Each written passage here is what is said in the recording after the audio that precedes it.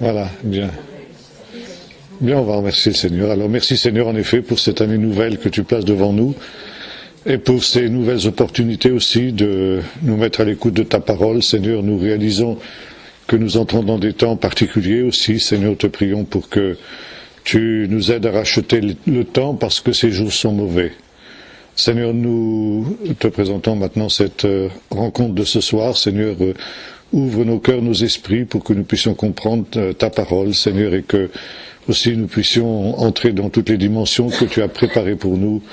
Bénis, Seigneur, ceux qui sont retenus, et notamment présentons en effet notre sœur Michel. Seigneur, guéris-la totalement, relève-la totalement, Seigneur, et réjouis-la, fais-lui du bien pendant ces jours. Seigneur, merci pour d'avoir déjà posé ta bonne main, de l'avoir gardée, Seigneur, de tout ce qui aurait pu être plus grave, Seigneur, et maintenant, prions de la rétablir en effet, pour qu'elle puisse continuer aussi ce que tu as prévu pour elle, au nom de Jésus. Amen. Alors, ce soir, nous allons poursuivre notre réflexion sur les raisons de la séparation entre le peuple d'Israël et l'Église des nations. La dernière fois, nous nous étions arrêtés sur des tensions qui étaient parues relativement tôt dans l'Église ancienne, entre des éléments qui étaient juifs, aussi bien les uns que les autres. Mais nous avons vu que le judaïsme de cette époque-là, et par conséquent l'Église qui en était issue, avait deux composantes. Ce que l'on appelait à l'époque les Hébreux, c'est-à-dire ceux qui étaient de langue hébraïque, et qui, pour la plupart d'entre eux, étaient des résidents de la terre d'Israël, des habitants d'Israël ou vraiment de pays qui étaient limitrophes, et puis ce que l'on appelait les juifs hellénistiques, qui eux étaient des juifs de la diaspora, c'est-à-dire répandus dans tout le monde connu de l'époque, pas seulement d'ailleurs dans l'Empire romain, mais également dans l'Empire parthe, qui était situé au-delà de l'Euphrate, qui était la Mésopotamie, l'ancienne Babylonie, que l'on appelait d'ailleurs, et que dans le langage juif de l'époque, on appelait ça encore Babylone. Et là, il y avait des communautés très très importantes qui n'étaient pas de langue grecque forcément, puisque la langue locale était autre, mais qui étaient considérées comme faisant partie de ce judaïsme qui était le judaïsme dit hellénistique. Ce judaïsme hellénistique, non seulement il était situé dans tout l'empire, dans tout le monde ancien, mais également il était de langue grecque pour la plupart d'entre eux, d'où le nom de judaïsme hellénistique qui lui était donné. Et alors que la Bible des Hébreux, comme on l'appelait, était le texte massorétique, ça veut dire le texte de la Bible hébraïque tel qu'on l'a encore aujourd'hui, le texte qui était la Bible dans laquelle lisaient les Juifs hellénistiques était la version grecque des Septante, ainsi nommée parce qu'elle avait été traduite quelques siècles plus tôt par 70 savants qui étaient venus de Judée à Alexandrie et qui avaient donc traduit la Bible en grec. Il y a des différences qui ne sont pas négligeables entre la Bible hébraïque et la Bible grecque.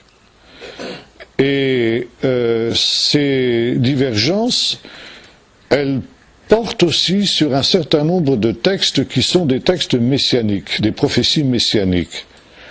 Et du fait que les deux communautés, les Hébreux et les hellénistes, lisaient des textes un peu différents, faisait qu'ils pouvaient aussi parfois avoir des théologies qui étaient un petit peu différentes et qui forcément devenaient source aussi de tensions. On retrouve cette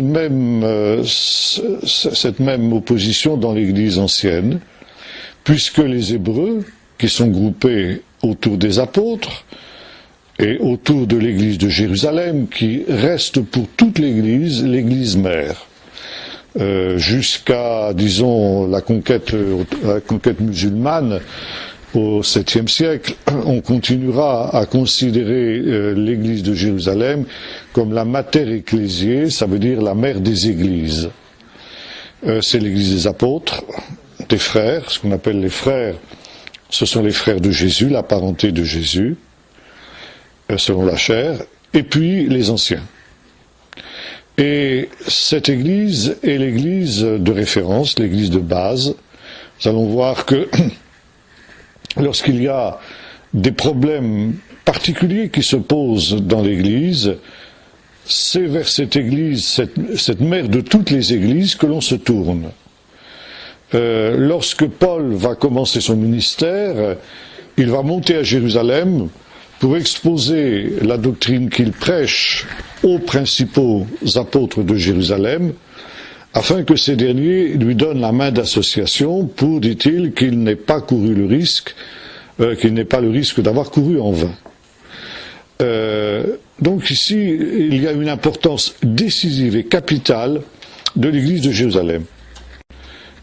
Et l'Église de Jérusalem fait le lien entre, disons, toutes les différentes communautés, à la fois les communautés hébraïques et les communautés hellénistiques, et aussi permet de gommer les oppositions, les différences qui pourraient naître de fait qu'on est dans une culture différente, la culture hébraïque d'un côté, la culture hellénistique d'autre part. Donc l'Église de Jérusalem est le trait d'union. Et ça c'est très important. Aussi longtemps que l'Église de Jérusalem va être reconnue comme étant cette Église qui est la référence, l'Église va être unie. Et une des raisons pour lesquelles il va y avoir ce divorce, qui est le sujet qui nous intéresse, c'est la chute de Jérusalem en 70, sa destruction par les Romains. Et ce drame, qui va être un drame évidemment terrible pour le judaïsme, va être aussi un drame terrible pour l'Église, on aura l'occasion d'y revenir, pour l'Église ancienne, parce que l'Église de Jérusalem va être dispersée, elle va cesser par conséquent d'exister en tant que communauté de référence, et de ce fait, les éléments centrifuges, les tensions que l'Église de Jérusalem, l'Église mère de Jérusalem avait plus ou moins réussi à harmoniser, vont maintenant pouvoir s'exprimer d'une manière ouverte. Et je voudrais ce soir que nous puissions voir cette évolution qui va depuis les premières persécutions, telles qu'elles nous sont rapportées dans le livre des Actes, jusqu'à cette destruction de Jérusalem en 70 par les Romains. Donc une progression qui va entraîner des forces d'opposition, de conflit, au sein de l'Église ancienne, et qui vont donc pouvoir s'exprimer au siècle suivant, après que, à la fin du siècle, l'Église de Jérusalem ait disparu de la scène de l'histoire. Bien. Avant de même revenir à ces persécutions, il nous faut revenir à un texte fondamental qu'on trouve à la fin de l'Évangile de Matthieu en particulier.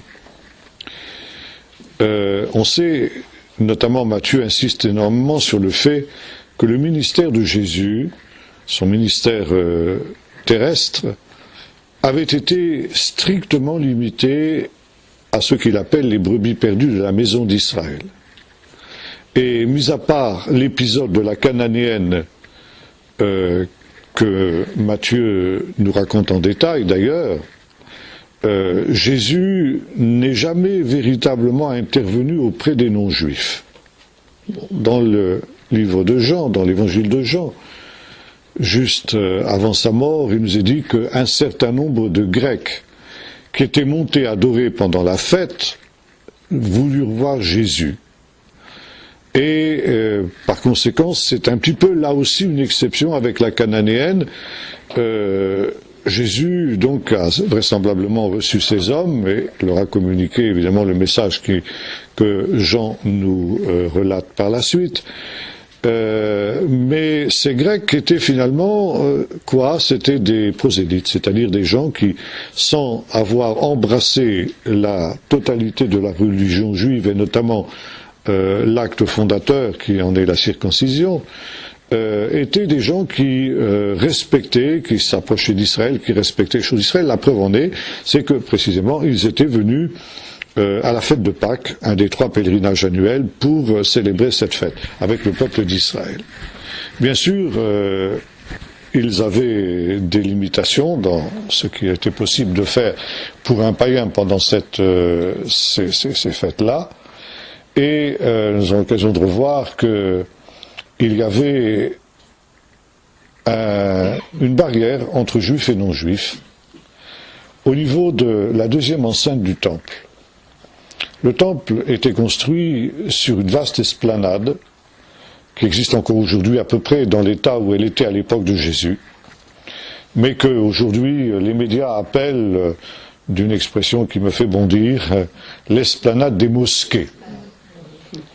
Mais cette fameuse esplanade des mosquées, qui fait tant couler d'encre et de salive, est en réalité l'esplanade du temple.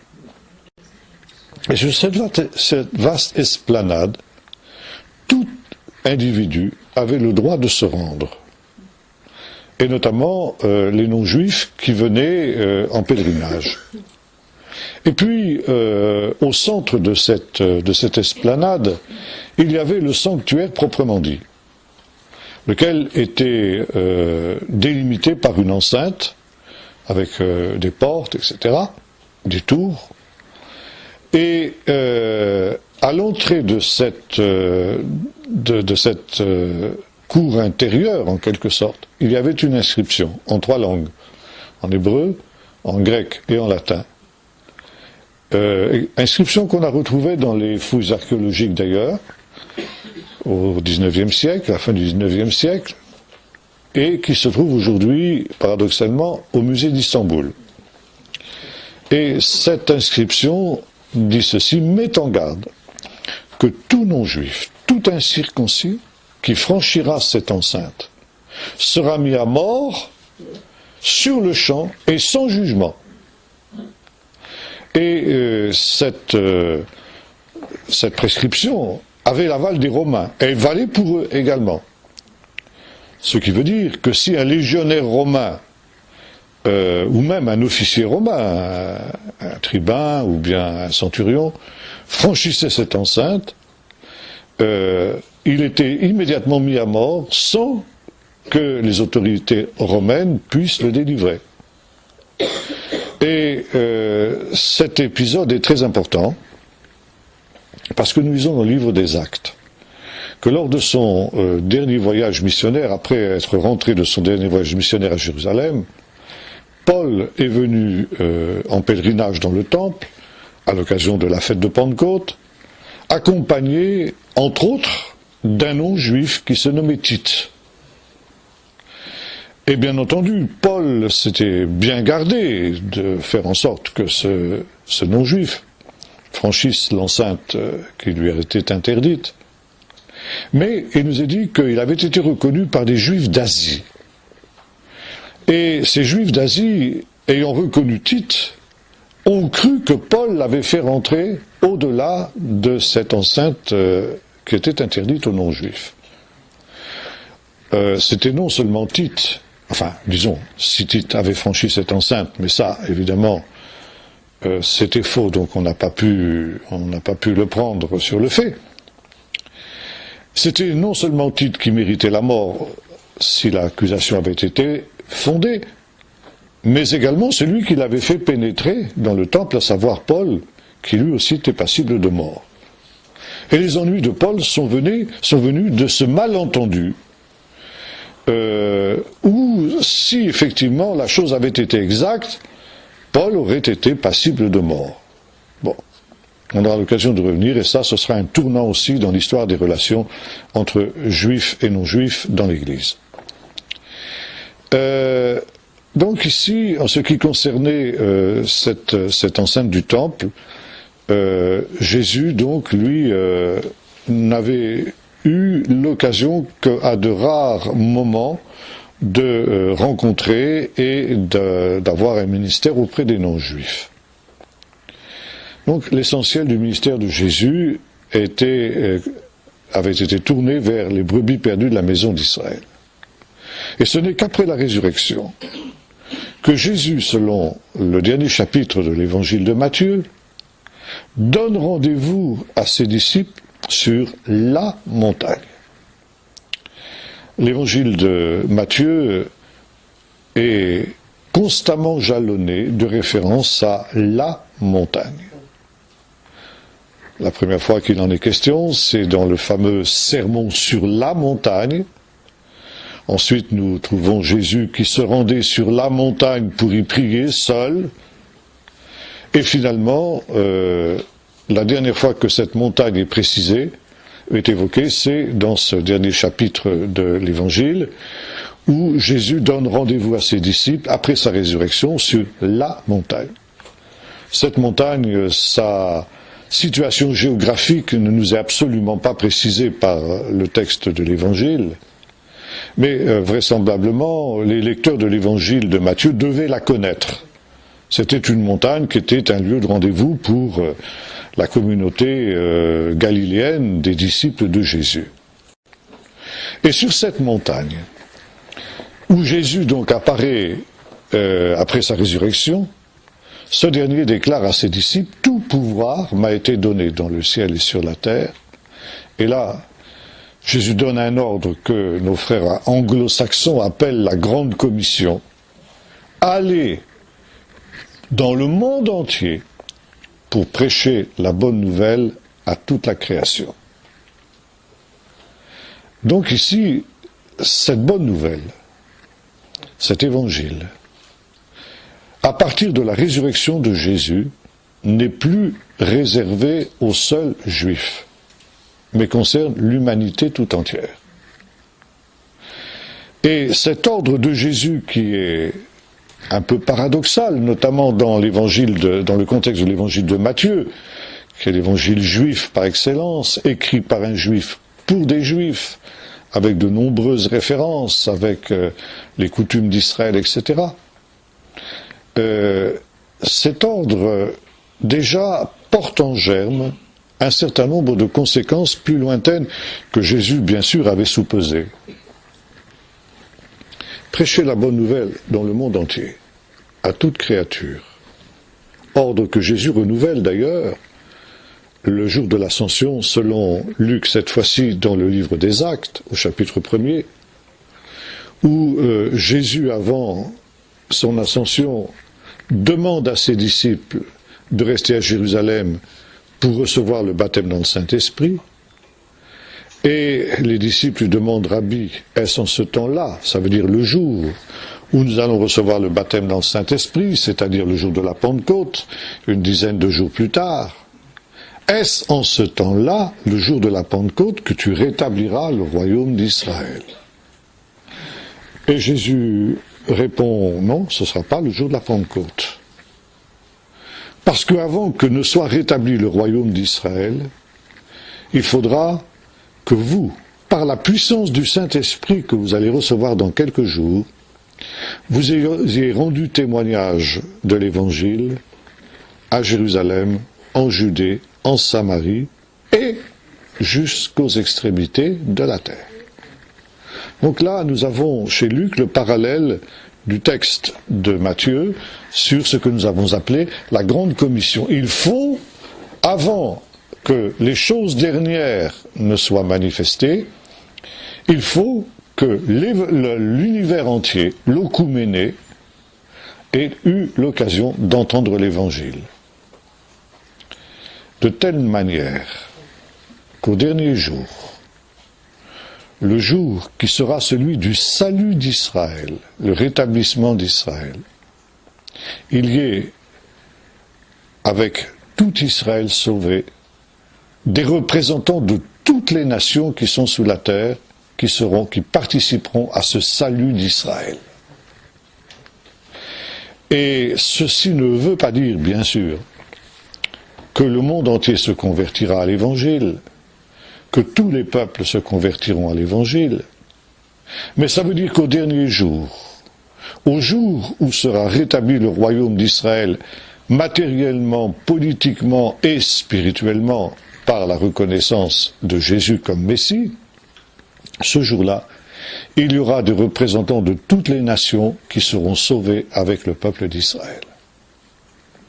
C'est la raison pour laquelle, avant cet événement, il est indispensable que l'Évangile ait été prêché aux nations jusqu'aux extrémités de la terre, recommandation que Paul notamment a prise très au sérieux, puisque nous l'avons vu, il a consacré sa vie à répandre l'évangile jusqu'aux extrémités de la terre, les extrémités de la terre étant, à cette époque-là, l'Espagne, dans laquelle il se proposait de se rendre avant d'être arrêté à Jérusalem et ensuite emmené comme prisonnier à Rome. Jésus n'était pas sans réaliser que cette prédication de l'Évangile à toutes les nations jusqu'aux extrémités de la terre allait par un simple jeu d'équilibre ou de déséquilibre démographique avoir des conséquences à très court terme. Le peuple d'Israël était, comme aujourd'hui, un petit peuple par rapport à l'ensemble des nations. Donc il était évident qu'en 2 ou 3 générations, si on prenait au sérieux cet ordre du Seigneur de prêcher l'Évangile aux nations, le nombre des païens dans l'Église allait être infiniment plus important que celui des Juifs. Et qu'au point de vue ethnique, l'Église allait cesser d'être une réalité juive pour devenir une réalité non juive. Eh bien, cela avait 2 autres conséquences. 1, ça voulait dire qu'à terme, et à très court terme, le leadership de l'Église, qui était un leadership juif, nous l'avons vu, les apôtres, les anciens et les frères. Donc ce leadership allait échapper aux Juifs dans l'Église et être transféré aux païens. C'est les païens qui allaient diriger l'Église et ça c'était une affaire d'une seule génération. Et puis, deuxième conséquence, du fait même que les païens allaient prendre la direction de l'Église juive, il y allait y avoir une déjudaïsation de l'Église qui allait en découler, et même une déjudaïsation de l'Évangile. Et voyez-vous, dans l'ordre de Jésus, la grande commission, déjà il y avait en germe, par le fait même que Jésus demande de prêcher l'Évangile aux nations, il était inévitable que cette séparation entre l'Église des païens et le peuple d'Israël ait lieu. C'était le risque, c'était la condition. On ne pouvait pas éviter ce phénomène-là. Et Jésus en était parfaitement conscient, et les apôtres aussi. Et c'est très intéressant de constater,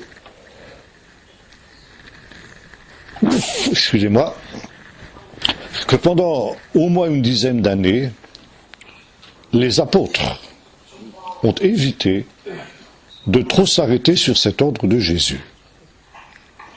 Et pendant 10 ans, ils n'ont fait que prêcher l'Évangile aux seuls Juifs. Jérusalem, pas de problème. La Judée, pas de problème non plus. La Samarie, bon, c'est déjà plus ambigu. Les Samaritains étaient proches d'Israël, mais, comme on le voit dans l'Évangile de Jean, il y avait un antagonisme profond entre les Juifs et les Samaritains. Et l'évangélisation de la Samarie, ça se passe pas forcément très bien. Et il y a ce fameux Simon le Mage qui met un peu la pagaille là-dedans. Bon, mais on s'accommode finalement. Après tout, les Samaritains sont des frères ennemis, mais c'est des frères quand même. Et finalement, dans la perspective de l'Évangile, qui est un message de paix, un message de réconciliation, un message d'amour, finalement, on accepte les Samaritains à part entière dans l'Église. Bien, ça ne pose pas de problème vraiment.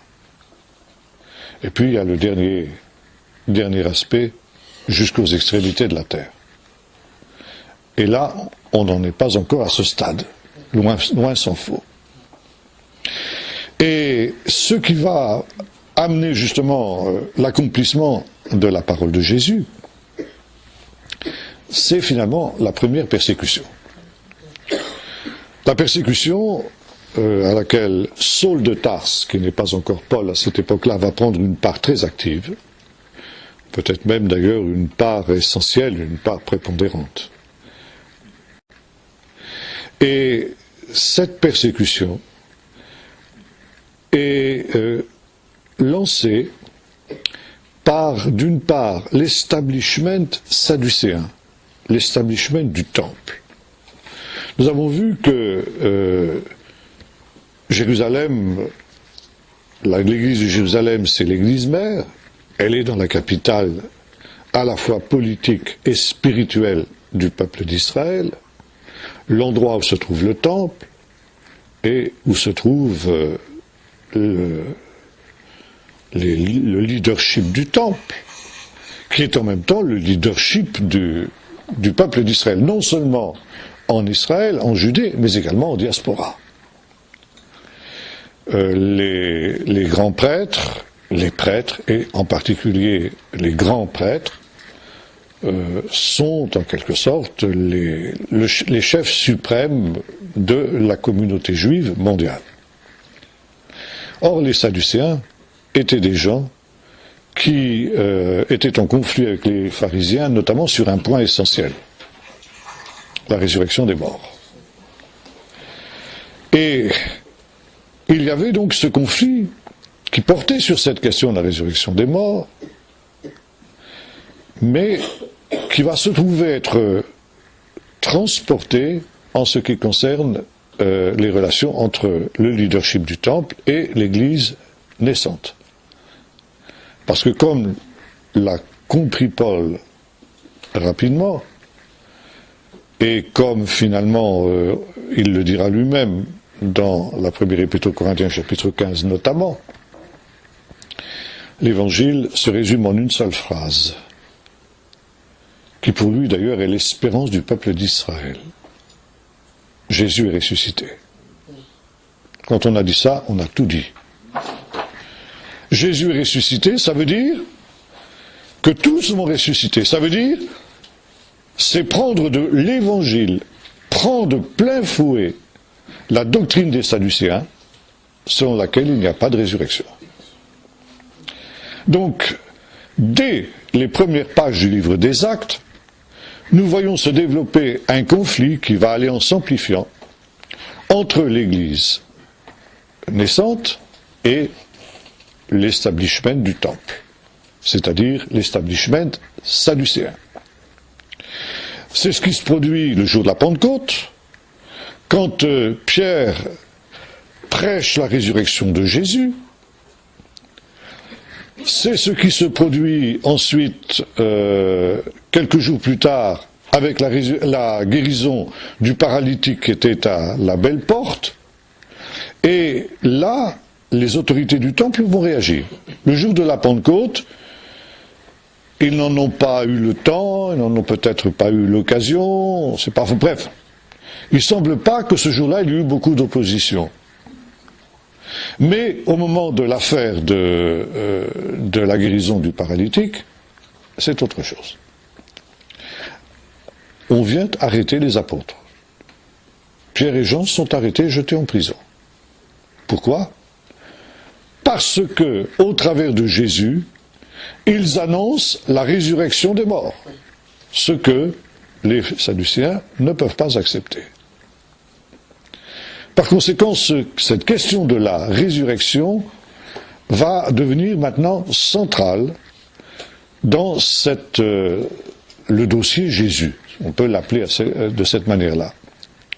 Bon, cette question de la résurrection, elle est couplée avec un autre problème que nous avons évoqué ensemble la dernière fois, la responsabilité dans la mort de Jésus.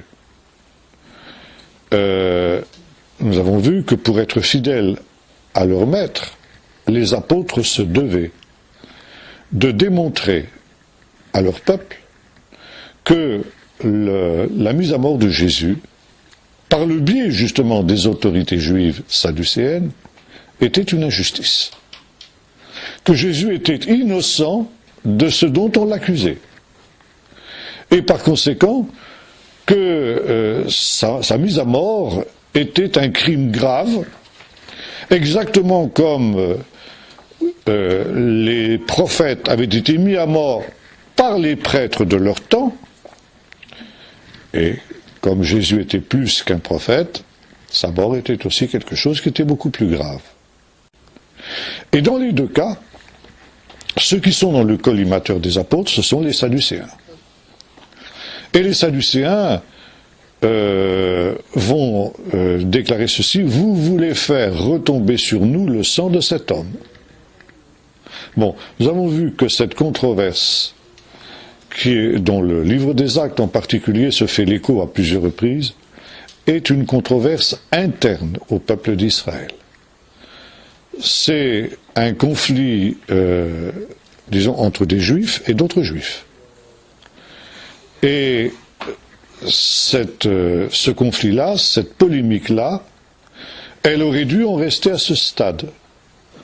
Et beaucoup plus tard, Paul demandera dans l'Épître aux Romains aux païens de ne pas se mêler de cette controverse et de cette polémique. Bon. Dans les deux cas, j'ai dit, que ce soit pour la mort de Jésus, que ce soit pour sa résurrection, ce sont les Sadducéens qui sont en première ligne. Par conséquent, un conflit va éclater entre Sadducéens et Église ancienne. Et ce qui est intéressant, c'est de constater que l'ire et par conséquent la persécution sur les qui va avoir pour origine les Sadducéens va porter sur la partie hellénistique de l'Église ancienne. Selon le livre des Actes, l'Église hébraïque ne va pas être touchée par la persécution. Pourquoi? Eh bien, pour plusieurs raisons. D'abord parce que les Hébreux, c'est-à-dire les apôtres essentiellement, sont vraiment des gens qui sont intégrés au sein du peuple d'Israël. Bon. Il y a au milieu d'eux des hommes qui sont considérés comme des véritables hommes de Dieu. Par exemple, Jacques dit le mineur, le frère de Jésus selon la chair, qui va devenir le responsable, appelez-le comme vous voulez, l'évêque, le pasteur de Jérusalem, etc., de l'église de Jérusalem. Selon ce qu'écrit l'historien juif Flavius Joseph, était un homme d'une grande piété.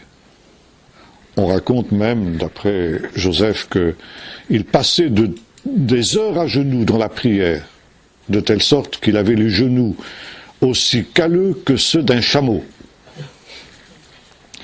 En tout cas, c'était un homme qui en même temps était un personnage qui avait un grand respect pour la Torah, qui gardait les commandements de la Torah d'une manière à faire pâlir n'importe quel autre juif religieux. Par conséquent, on n'avait strictement aucune raison de l'accuser. Et lorsque il finira par être mis à mort au début des années 60 du 1er siècle, à l'occasion d'une vacance du pouvoir romain par le grand prêtre de l'époque, sa mort va être condamnée par la majorité du peuple d'Israël.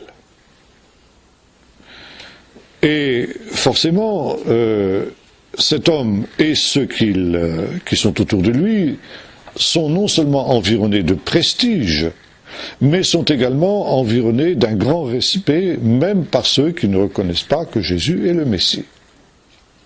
Donc pas question de toucher aux Hébreux. Il y a un deuxième personnage, qui a aussi la même envergure et le même respect au sein de la population juive, c'est l'apôtre Pierre. Pierre qui joue un rôle très important dans les premiers chapitres du livre des Actes, puisque tout, en principe, tourne autour de lui, jusqu'au moment où il va devoir partir. Mais Pierre est aussi un personnage qui, dans même la tradition juive jusqu'à nos jours, joue un grand rôle. Il y a une prière qui est encore aujourd'hui dans le Sidour, ça veut dire dans les prières juives, on appelle Nishmat Kol Chai, Ça veut dire toi qui donnes la respiration à tout ce qui vit. Et cette prière, qui est une très très belle prière, selon la tradition des Juifs orthodoxes jusqu'à aujourd'hui, a pour auteur l'apôtre Pierre. Pierre était donc aussi un personnage pieux, selon les critères de la foi juive. C'était aussi un homme qui avait une grande puissance, on le voit dans les premiers chapitres du livre des Actes. Il est délivré miraculeusement de la prison dans laquelle il avait été jeté à 2 reprises.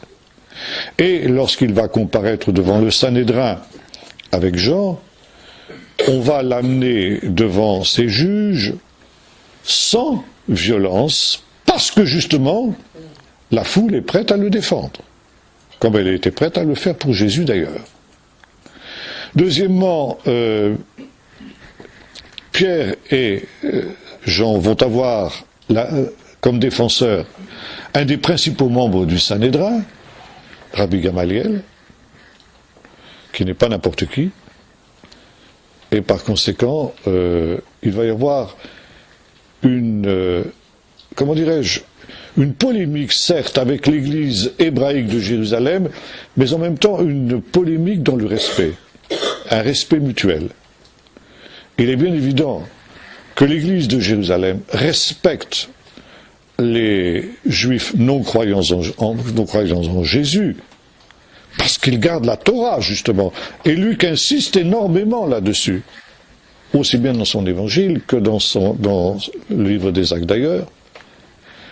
Et Luc tente à montrer que les accusations qui ont été portées contre l'Église ancienne, l'Église juive, selon laquelle cette Église se serait séparée de la Torah, sont infondées.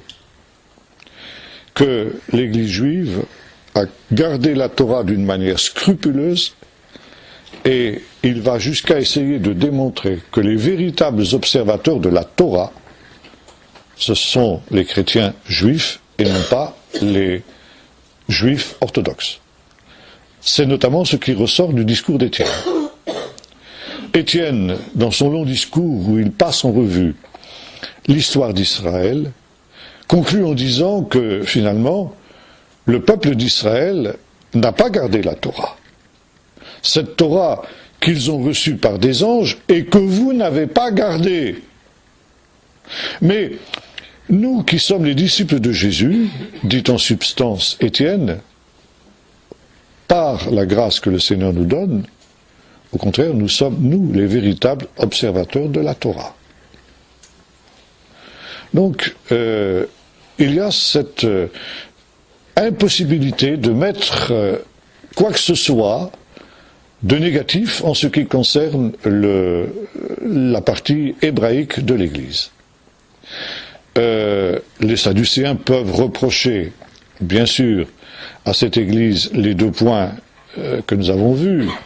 Ça veut dire la mise en question de leur rôle dans la mort de Jésus.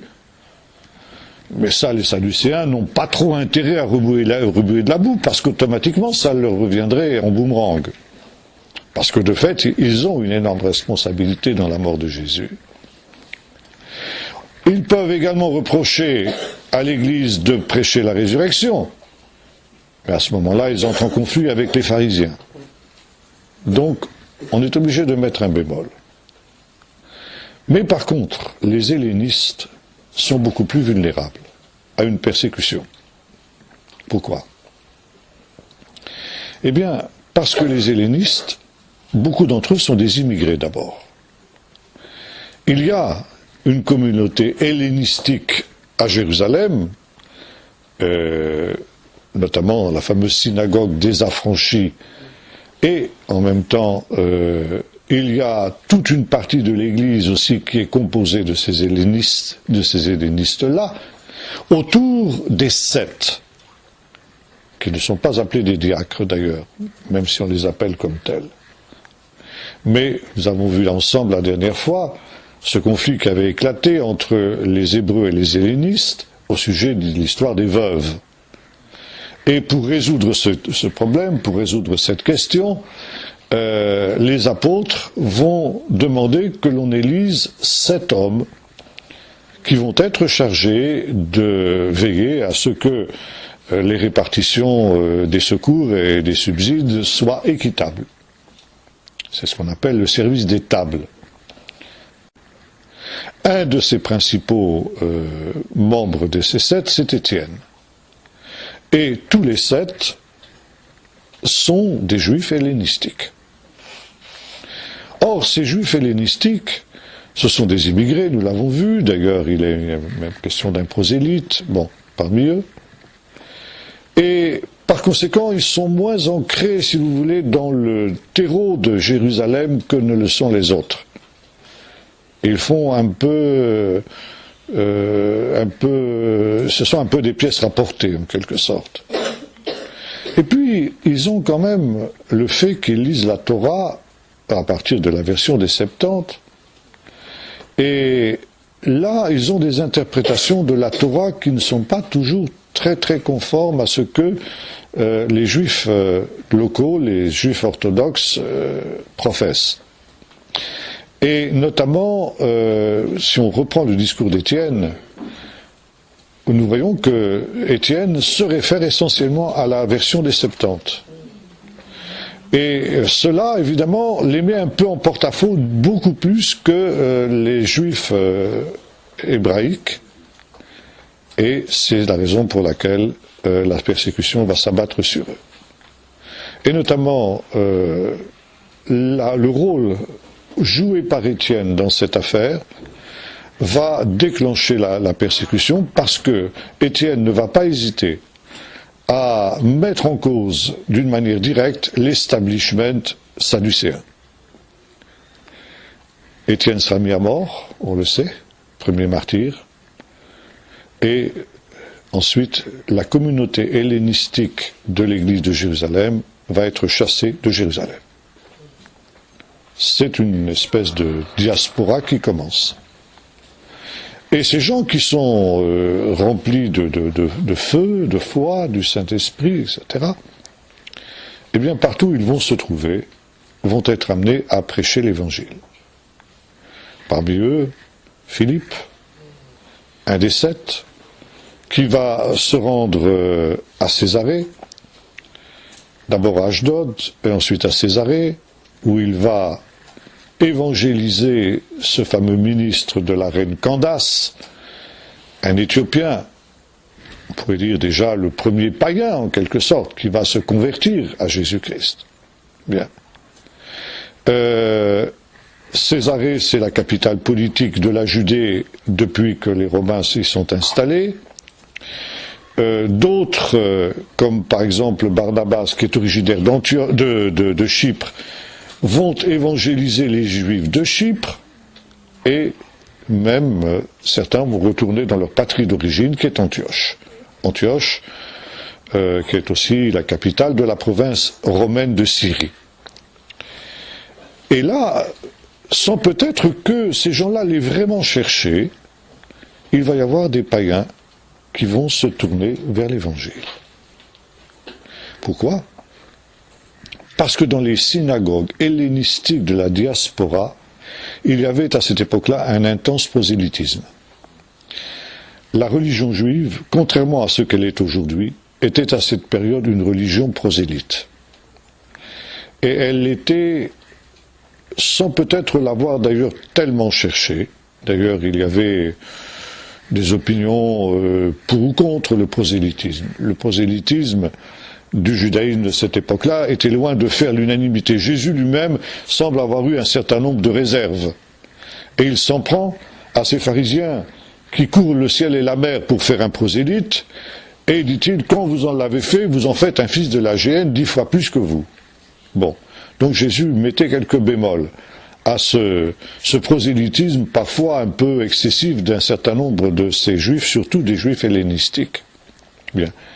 Mais ce prosélytisme juif en diaspora était dû surtout au fait qu'il y avait, dans le monde romain en particulier, une angoisse et une quête spirituelle profonde. les religions païennes de Jupiter, d'Héra, d'Apollon, de Vénus et tout ce que vous voudrez avaient fait faillite. Et il y avait une angoisse métaphysique très importante dans le monde romain. Par exemple, si vous lisez les épitaphes qu'il y a sur les tombes romaines anciennes, cette angoisse devant l'au-delà, devant la mort, est particulièrement soulignée par ces épitaphes. Souvent, c'est le désespoir, cette personne m'a quitté, qu'en est-il d'elle? Que s'est-il passé depuis sa mort? Et puis finalement, moi qui suis resté, quand moi aussi je serai affronté à la mort, qu'est-ce qui va m'arriver? Bon, c'est des choses que vous trouvez constamment dans les épitaphes des tombes romaines, par exemple celles que vous trouvez sur les grandes voies romaines, la Via Appia à Rome, ou des choses comme ça. À cette époque-là, pour répondre à ce vide spirituel qui était celui de la société romaine, se développent dans l'Empire romain des religions orientales, et notamment les religions à mystère. Des religions qui proposent le salut, un salut au-delà de la mort, qui proposent la vie éternelle. Une de ces religions, une des principales de ces religions, c'est le culte de Mitra. Le culte de Mitra, la religion de Mitra, était une religion qui venait de l'Empire parthe, c'est-à-dire au-delà des frontières de l'Empire romain, et qui, par tout un ensemble de rites par lesquels on s'identifiait au dieu Mitra, promettait la vie au-delà de la mort, la vie éternelle, le salut, en fin de compte. Bon.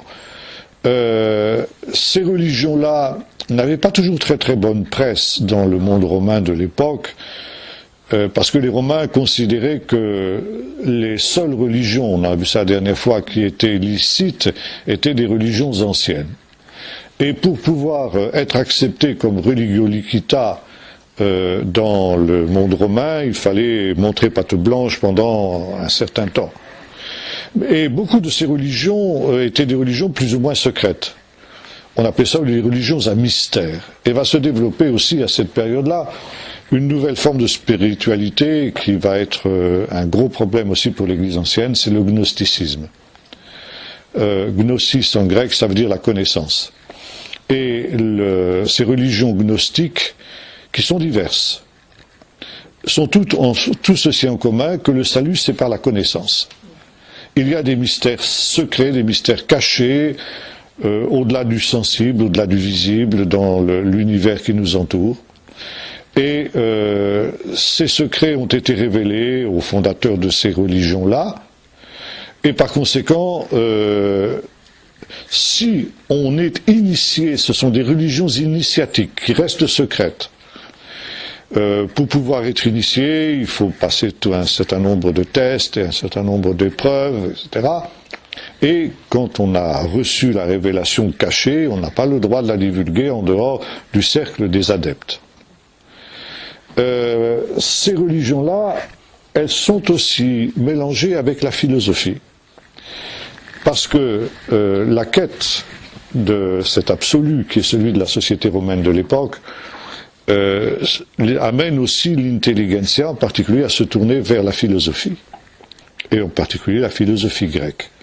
Bon, apparaissent aussi au sein de la société romaine des philosophes qui seront même romains, mais qui vont reprendre en quelque sorte la tradition de ceux qui les avaient précédés.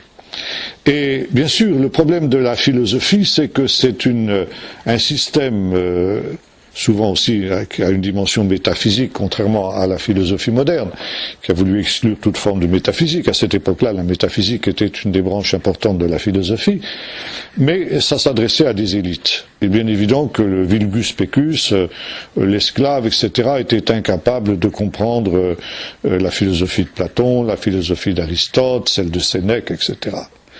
Et finalement, même pour les élites, la philosophie, c'est quand même quelque chose de limité, c'est une réflexion humaine. Et on bute à un certain stade. Mais il n'empêche que même si le vulgus pecus n'était pas capable d'absorber toute la philosophie des grands philosophes de l'époque, le menu peuple baignait quand même dans une espèce de philosophie très, très primitive, très terre à terre. Et un petit peu comme aujourd'hui le scientisme, la foi dans la science, le culte de la science, qui est une des bases de la pensée moderne. Disons le Français moyen qui est devant son poste de télé, il n'est pas capable de comprendre la physique quantique dans tous ses détails, mais enfin, il a une espèce de foi aveugle dans la vérité de la science c'est la vérité, la science va résoudre les problèmes, etc. Puis on a quelques notions de base de la science, tout le monde a entendu parler d'Einstein, de Darwin, etc. Donc voilà, si vous voulez, les Romains de l'époque de Jésus, de l'époque de Paul, étaient à peu près à ce stade-là par rapport à la philosophie grecque. Ils avaient quelques notions de base qu'ils avaient plus ou moins bien assimilées, mais qui finalement ne les satisfaisaient pas entièrement, pas plus qu'aujourd'hui le scientisme moderne ne satisfait l'individu de base. Alors justement, le coup de génie des religions à mystère, de la gnose en particulier, avait été de faire l'amalgame entre ces principes philosophiques fondamentaux, ces principes de base que tout le monde avait plus ou moins acquis à cette époque-là, et puis justement les religions à mystère. Et par conséquent, ça donnait à ces religions-là un aura très important parce que forcément la philosophie c'était ce que la société de l'époque avait produit de mieux. C'était le nec plus ultra de la pensée de l'époque. Et de ce fait, vous allez avoir non seulement ici le grand succès de ces religions à mystère et de cette gnose, mais aussi il va y avoir un autre courant religieux qui va concurrencer ces religions à mystère et ces religions gnostiques, c'est le judaïsme. Le judaïsme est évidemment, par rapport aux religions païennes classiques, gréco-romaines, celles de Zeus, Jupiter et tout ce que vous voudrez, c'est quelque chose de nettement plus évolué. Bon, il y a pratiquement des juifs dans tout l'Empire romain. Et il y a, comme le dira l'apôtre Jacques dans le livre des Actes, il y a des synagogues partout dans l'Empire romain. Et beaucoup de Romains entrent en contact avec les Juifs. Bon, déjà à cette époque-là, il y a un antisémitisme très fort au sein du monde romain, notamment chez les philosophes, justement, chez Cicéron, chez Sénèque, chez Tacite, chez toute l'intelligentsia romaine de l'époque. Vous avez des diatribes contre les Juifs qui ne feraient pas lire dans Vie Hitler. On retrouve toutes les accusations modernes. Les Juifs sont des hommes d'argent. Les Juifs sont des paresseux. Vous vous rendez compte, ils s'arrêtent de travailler un jour sur 7. Il faut être paresseux pour faire une chose pareille. Les Juifs enlèvent un jeune garçon, un jeune grec, chaque année pour la fête de Pâques, pour le saigner et prendre son sang pour le mélanger au matzot. Ça est reconnu, n'est-ce pas? Mais ça remonte très très loin. Et où les Juifs sont des athées, parce que leur Dieu il n'est pas représenté par des statues. Si, il y a une représentation. Dans le temple de Jérusalem, dans le lieu très saint, vous savez ce qu'il y a? Je vous le donne en mille. Une tête d'âne. Et le Dieu des Juifs est représenté par une tête d'âne. Vous vous rendez compte? Ah ben oui, des grosses bêtises comme ça, voilà ce qui se professait. Donc un antisémitisme important. Mais il y avait aussi des gens qui étaient très intéressés par le judaïsme. Et autour de chaque synagogue qu'il y avait dans le monde romain, nonobstant l'antisémitisme latent de toute la société, il y avait ce qu'on appelait les craignants Dieu. Ça veut dire des gens qui soit carrément se convertissaient au judaïsme et qui devenaient à ce moment-là juifs à part entière. Aucune différence. Parmi les prosélytes, il y avait surtout des femmes. pour une raison très simple, c'est que la femme n'avait pas besoin de se faire circoncire, contrairement aux hommes. Et bien sûr, quand on a, je sais pas moi, 30 ans, 40 ans, 50 ans ou plus, se faire circoncire à cet âge-là, c'est pas évident. Et beaucoup de Romains, membres de l'Empire romain, hésitaient de sauter le pas de la circoncision. Par contre, les femmes n'avaient pas ce problème. Et à l'époque qui nous intéresse, dans l'entourage de l'empereur Néron lui-même, sa propre femme, Poppée, était une prosélyte juive, secrète. C'était une juive convertie, sa favorite. Lorsque Paul arrive à Philippe avec son équipe missionnaire, il n'y a pas de synagogue dans cette ville, qui est relativement récente d'ailleurs, c'est une ville qui a été créée peu de temps auparavant, mais il y a un lieu de prière, tout près d'une rivière. Et Paul, avec ses amis, se rend le Shabbat, comme il avait l'habitude de le faire, au lieu de prière. Et ce lieu de prière, il n'est fréquenté que par des femmes, parmi lesquelles Lydie, la fameuse marchande de pourpre, qui semble avoir été un petit peu le leader de ce groupe de femmes. Pourquoi n'y a-t-il que des femmes qui se rassemblent pour prier à ce moment-là? Parce que ce sont toutes des convertis, ce sont toutes des prosélytes qui se sont convertis venant de l'hellénisme directement. Bon. Alors, pour les hommes, les mâles non juifs, qui sont intéressés par le judaïsme, eh bien, on va faire au sein du judaïsme un statut spécial. Ce qu'on appelle ger toshav en hébreu, ça veut dire, comment est-ce qu'on peut traduire en français, un étranger, un résident, un immigrant, comment est-ce qu'on dirait, il y a une expression française, un résident, non, pas un résident temporaire, mais quelqu'un qui a une carte, vous savez, une carte de travail, mais qui n'est pas... Oui, quelqu'un qui a une carte de séjour. Donc, si vous voulez, c'est à peu près le statut que vont avoir ces gens-là au sein de la synagogue. Bon, ils ne se sont pas fait circoncire, donc on ne peut pas les considérer comme juifs à part entière. Et pourtant, ce ne sont plus vraiment des étrangers. Alors, on va leur imposer un minimum de règles. On parlait tout à l'heure avec certains, ce qu'on appelle les 7 lois noachiques, les 7 lois de Noé, qui ont été donc élaborées par les rabbins à cette période-là. C'est seulement à cette période qu'apparaît cette idée que les non-juifs, quels qu'ils soient, pour être agréables à Dieu, n'ont que 7 commandements à respecter. Le premier, bien évidemment, c'est le rejet de l'idolâtrie, le culte du Dieu unique, le Dieu d'Israël. Donc, son corollaire, le refus du blasphème. Blasphémer contre Dieu, c'est très grave dans le judaïsme. Troisièmement, les règles de la morale commune, le refus du meurtre, de l'adultère, du vol. Et puis, un autre commandement qu'on trouve dans le texte du chapitre 9 du livre de la Genèse, la non-consommation du sang. On peut manger n'importe quoi, à condition que ces viandes ne soient pas sacrifiées aux idoles, à condition de l'avoir vidé de son sang. Et enfin, 7e règle, se doter de cours de justice pour faire régner un minimum d'ordre dans la société. C'est tout ce que on attend de ces non-juifs-là. Et si un non-juif accepte ces 7 commandements noachiques, il a sa place au sein de la communauté juive. Ça veut dire, il peut participer aux offices du Shabbat, il peut participer aux fêtes juives, il peut participer à toute la vie spirituelle du peuple d'Israël, mais bien entendu, il n'a pas tous les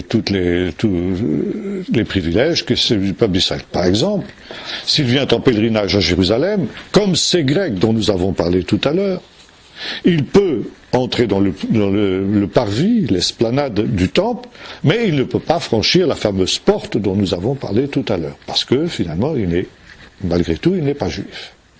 Bon.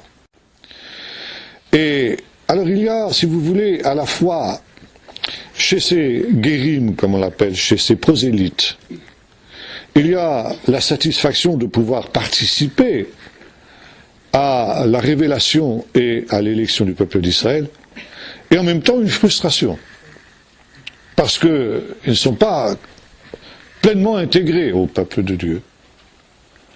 Or, comme selon la doctrine juive de l'époque, pour pouvoir être sauvé, il faut appartenir au peuple d'Israël. Les prosélytes sont d'une situation ambiguë. Sont-ils sauvés ou pas? Le seront-ils ou ne le seront-ils pas au dernier jour? Et beaucoup de ces prosélytes s'approchent du peuple d'Israël justement parce que ils sont en quête de ce salut, qu'ils n'ont pas trouvé peut-être certains dans les religions à mystère, le culte de Mithra, qu'ils n'ont pas trouvé dans la philosophie, qu'ils n'ont pas trouvé dans la gnose. Par conséquent, ils se sont tournés vers le peuple d'Israël, dans lequel ils ont trouvé une révélation beaucoup plus authentique. Mais quelque part, il y a une frustration. Et voilà qu'arrive le christianisme. Le christianisme qui, lui, va accepter les non-juifs à l'intérieur de l'Église en tant que tel. Par conséquent, c'est la garantie du salut. Et c'est la raison pour laquelle, à partir du moment où l'Évangile va se répandre dans la diaspora, notamment parmi les communautés hellénistiques, vous allez avoir un conflit et une concurrence qui va éclater entre le christianisme et le judaïsme hellénistique au sujet du prosélytisme. À partir du moment où l'évangile est annoncé aux non-juifs, ces derniers, ces prosélytes, parce que tous les premiers chrétiens non-juifs qui vont naître dans les communautés, par exemple issues de la prédication de l'apôtre Paul, sont exclusivement, presque exclusivement, disons les choses comme ça, composés de prosélytes juifs. Ça veut dire de gens qui sont proches de la religion d'Israël, qui connaissent la Torah. Paul le rappellera aux Romains, je parle à des hommes qui connaissent la Torah, qui ont une culture juive souvent impressionnante, comme on le voit chez ce prosélyte qui était Luc, qui était le seul auteur non juif de la Bible, n'est-ce pas? Et par conséquent, ce sont des gens qui sont très très proches d'Israël, mais qui vont recevoir l'évangile avec joie, parce que justement, cette frustration qu'ils éprouvaient en tant que prosélytes, eh bien, elle est dépassée par l'évangile. Eux, maintenant, ils vont devenir des chrétiens à part entière. Ils vont devenir des égaux des juifs qui sont dans les juifs, dans l'église. Ça veut dire que cette quête qui était la leur, elle va trouver son accomplissement dans l'église. Seulement, pour le judaïsme orthodoxe, c'est une perte sèche. Vous comprenez? Ça veut dire que le christianisme naissant, pardonnez-moi l'expression, leur prend leur clientèle. Et le conflit, dont le livre des Actes en particulier est le reflet, n'est pas tellement dû à la question de la messianité ou la non-messianité de Jésus, ça on en discute, mais il va y avoir une haine terrible des juifs hellénistiques contre le christianisme naissant, parce qu'encore une fois, on y voit ici un redoutable concurrent dans la conquête du monde romain. Parce que finalement, le judaïsme de cette époque-là s'est mis dans l'idée que peut-être il pourrait convertir le monde romain tout entier au judaïsme. Et voilà maintenant qu'il est doublé sur sa gauche par le christianisme naissant. Et c'est la raison pour laquelle le judaïsme hellénistique va être le pire ennemi du christianisme naissant. C'est pas tant le judaïsme hébraïque à Jérusalem, au contraire, mais les ennemis de Paul vont être les juifs hellénistiques. On va lire un texte, et puis je vais m'arrêter là. Dans la première aux Thessaloniciens, chapitre 2, où nous est dit ceci. Verset 13. C'est pourquoi nous rendons continuellement grâce à Dieu de ce qu'en recevant la parole de Dieu que nous vous avons fait entendre, vous l'avez accueillie non pas comme la parole des hommes, mais comme ce qu'elle est vraiment, c'est-à-dire la parole de Dieu qui agit en vous qui croyez. Et voilà maintenant, écoutez bien ça. En effet, vous êtes devenus frères, les imitateurs des églises de Dieu en Jésus-Christ qui sont dans la Judée, car vous avez souffert de la part de vos propres compatriotes ce qu'elles ont souffert de la part des Juifs. Ce sont eux qui ont fait mourir le Seigneur Jésus et les prophètes, qui nous ont persécutés et qui ne plaisent pas à Dieu.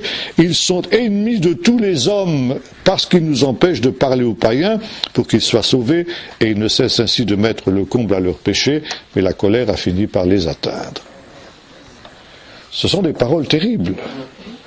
Et à partir de ces paroles-là, on a prétendu que Paul était un antisémite.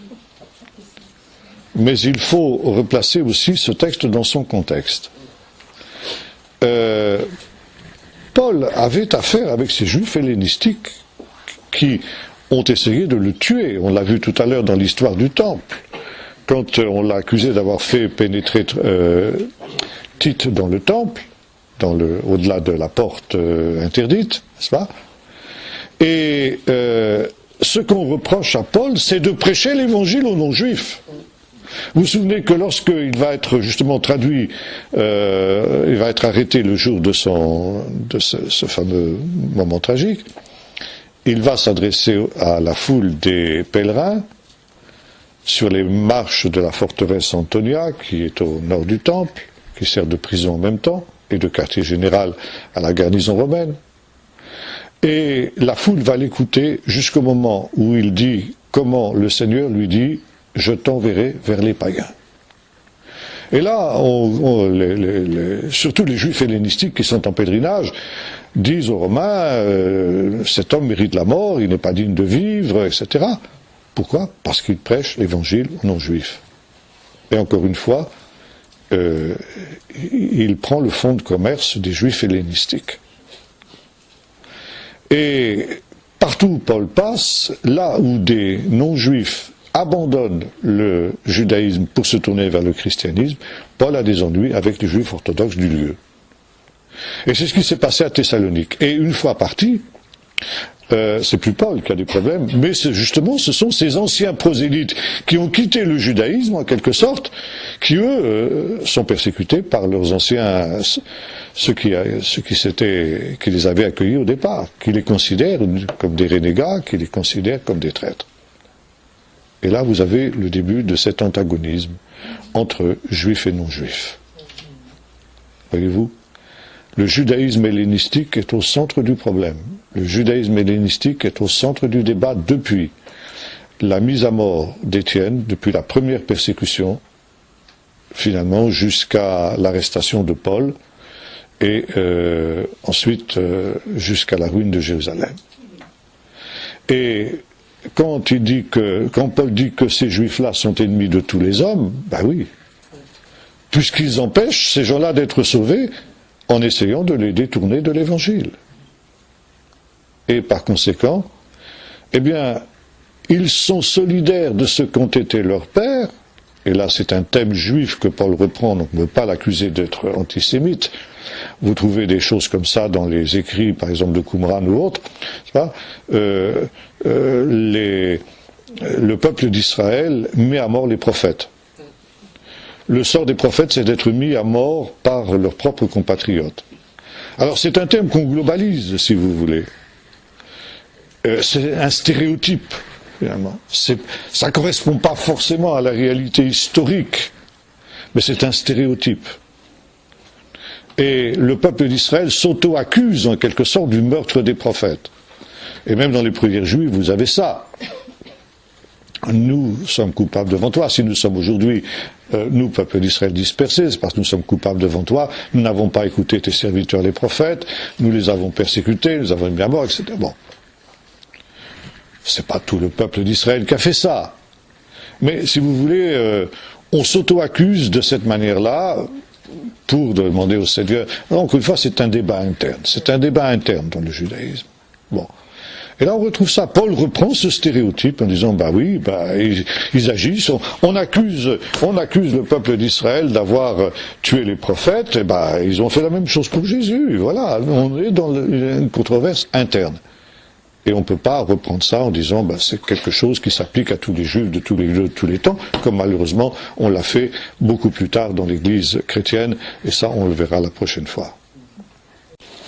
Est-ce qu'il est possible de voir dans les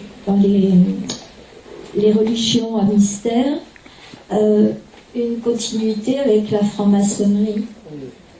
C'est vrai que si vous voulez, vous avez un aspect ésotérique de ces religions-là que vous retrouvez effectivement dans beaucoup d'autres spiritualités du même type. Et la franc-maçonnerie, de fait, appartient à cela. Et moi je connais mal la franc-maçonnerie, donc je ne peux pas en parler beaucoup.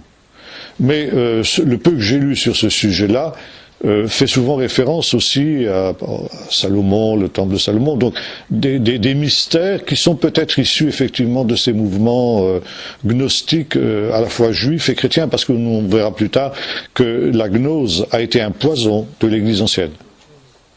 Il y a eu un christianisme gnostique qui est né, à partir du IIe siècle en particulier, et qui a été, d'ailleurs qui est dénoncé, par exemple dans des textes comme l'Épître aux Colossiens. L'Épître aux Colossiens est essentiellement écrite contre les chrétiens gnostiques. Alors là, de fait, il peut y avoir une continuité. Oui. Et finalement, le gnosticisme, que ce soit la franc-maçonnerie ou autre d'ailleurs, ça donne l'impression que l'on connaît les ressorts sacrés des choses. Donc le sentiment d'avoir une supériorité sur le commun des mortels qui lui comprend pas le jeu des enchaînements et des causes et des effets, etc. Tandis que moi, qui suis un initié, je sais. Voilà, autre question, oui. Que disait la prière de Pierre dont vous avez parlé? Alors là, je ne la connais plus exactement. Toi qui donnes le souffle à toute chair, glorifie ton nom, Seigneur éternel notre Dieu, que toute chair reconnaisse que tu es le Seigneur. Enfin, ça continue à peu près comme ça, quoi. Vous voyez? Oui. Moi, je voudrais savoir, en fait, grosso modo, les pharisiens n'ont pas eu part à la crucifixion du Seigneur. Certains. C'est-à-dire que vous aviez dans le mouvement pharisien une branche un peu extrémiste, qui était relativement proche des Sadducéens sur un certain nombre de points. Pas sur la question de la résurrection, mais sur d'autres points. Et finalement, Paul lui-même, qui était pharisien, avait rejoint vraisemblablement ce courant un peu extrémiste. C'est très curieux, parce que Paul était un disciple de Gamaliel. Et Gamaliel appartenait à l'aile modérée du pharisaïsme. Il avait pour grand-père, d'ailleurs, le fondateur de cette branche modérée du pharisaïsme, qui était Hillel l'Ancien.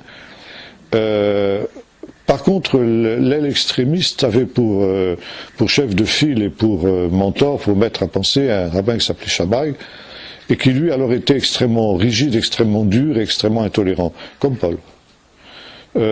Comment Paul, disons,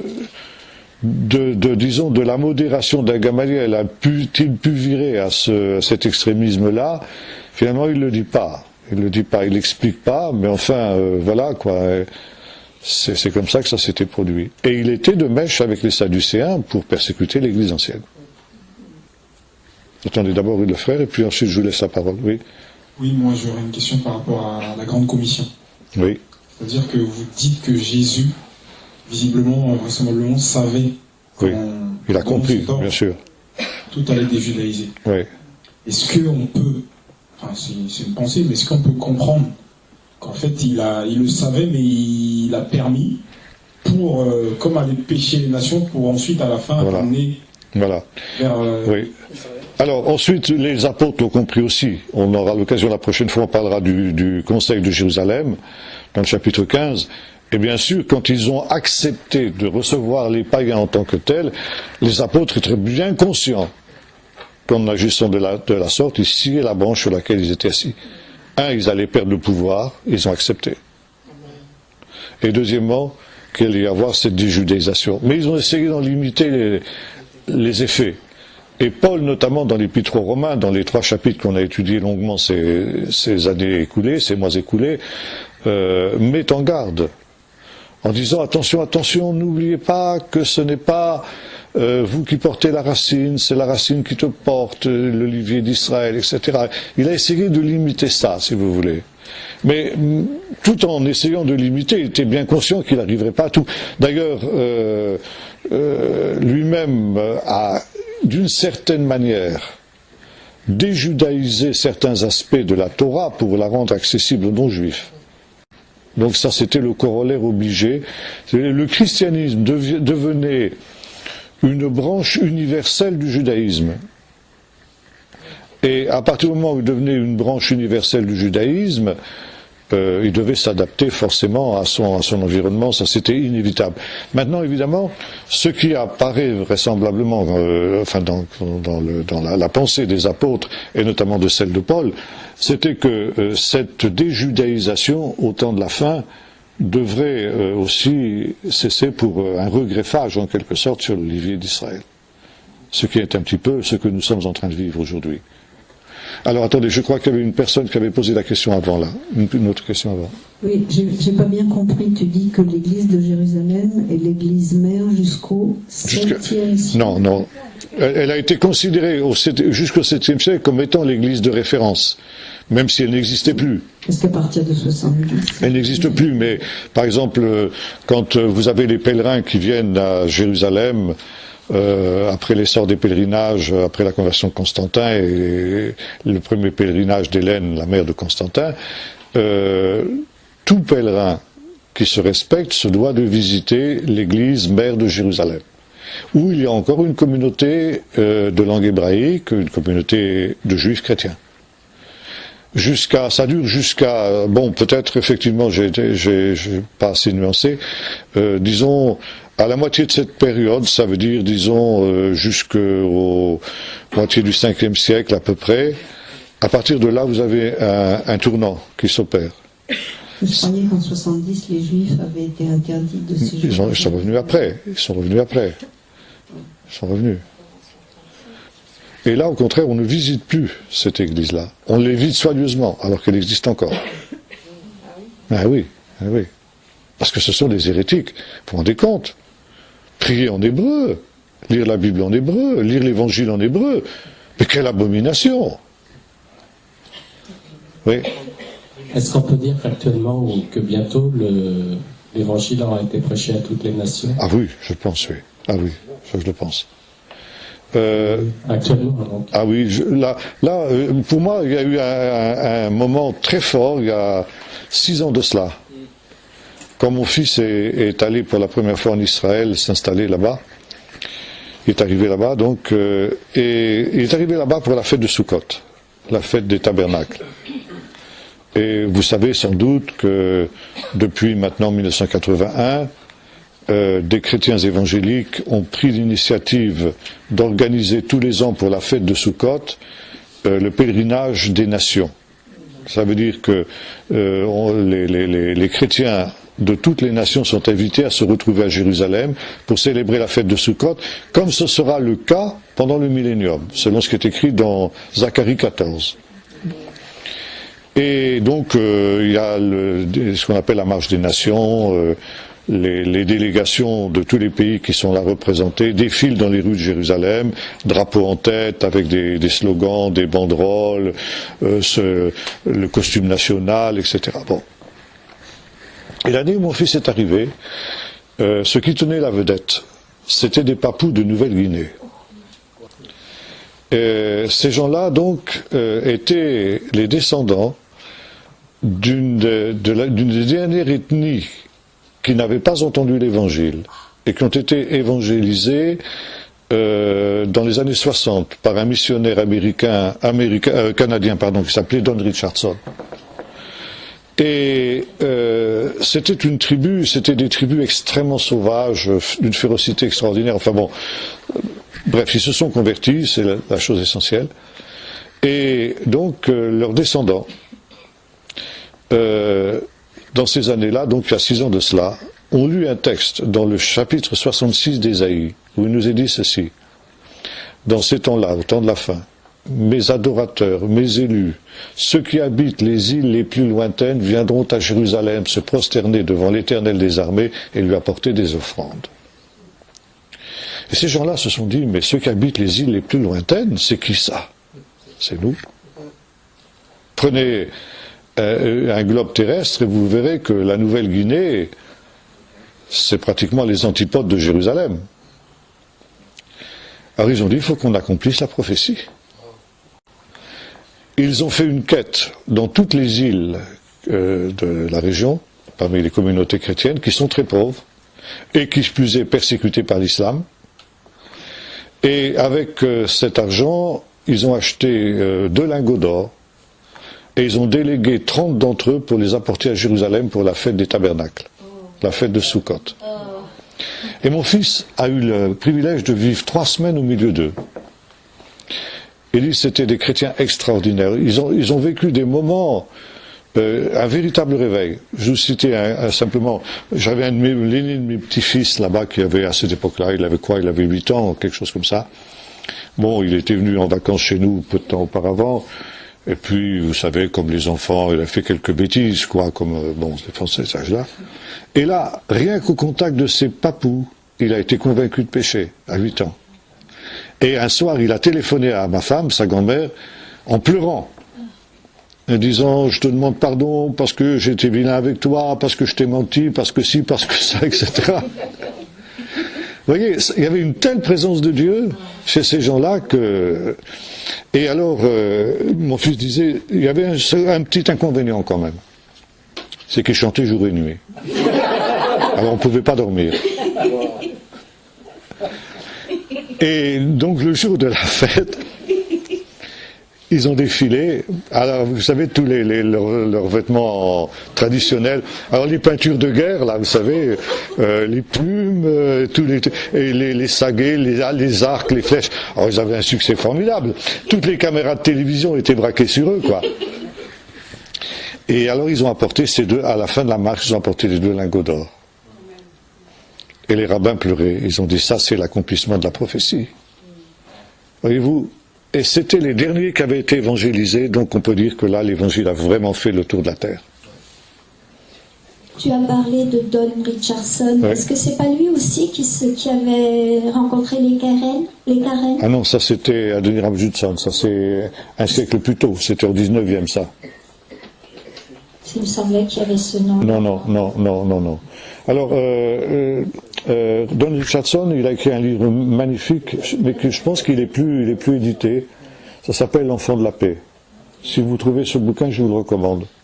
Il raconte toutes les difficultés qu'il a eues pour évangéliser ces gens-là et comment le Seigneur a fait vraiment des miracles pour briser leur endurcissement, quoi. Oui. Est-ce que les premières persécutions romaines ont changé quelque chose à la physionomie des communautés juives hébraïques et juives? Ah oui, ça on aura l'occasion d'en reparler. Ah oui. Ça a été un grand tournant. Ouais. Oui.